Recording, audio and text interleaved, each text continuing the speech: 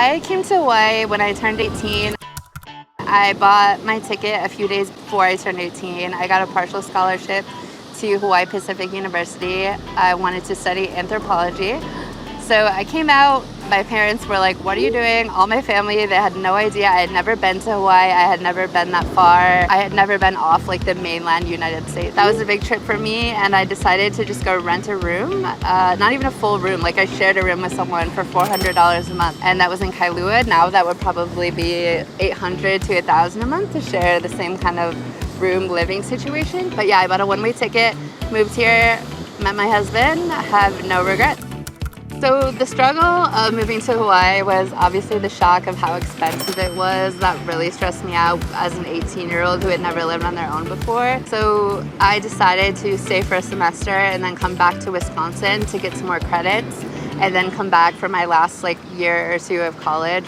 So that's didn't actually happen. I came back a little bit earlier. That's when I met my husband. We had a 3-month-old. The time we left Hawaii when he was hired from the Navy.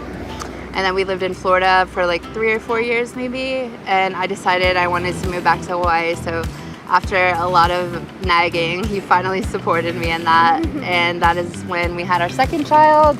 Totally unplanned. She was an accident. She knows we love her.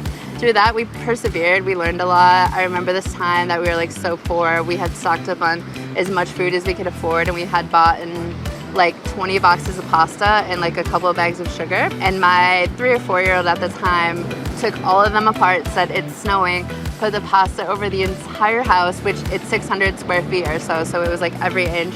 We were still getting sugar out until the day. I think Anthony started with a vacuum or something. I don't do stuff like that. He's the cleaner of the family. So yeah, he started just grabbing it and then throwing it away. And she was just didn't understand why we were upset at all. It was because we couldn't afford any more food for the rest of the month. My first favorite beach in Hawaii is Lanikai Beach, and that is because I moved to Kailua in 2019 when I was 18 years old. Lanikai used to be completely dead. You were lucky if you saw one person there. People used to sunbathe nude there, if you can believe that. If you've been there, on Easter, there'll be hundreds of people. It is so packed. I guess they got in the cover of some international magazine, which brought a lot of tourists out. So it's really hard to find a place to park now.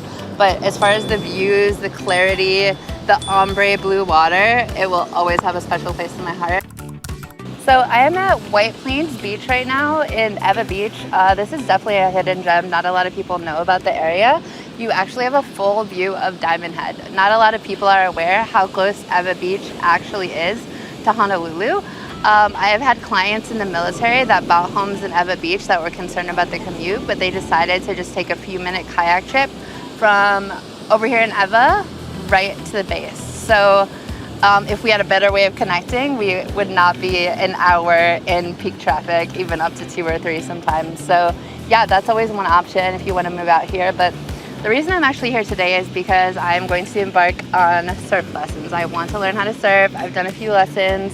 I have a hard time knowing when to get up. So for military, they have surf lessons Monday through Friday. They start, I think, about 9:30 or 10.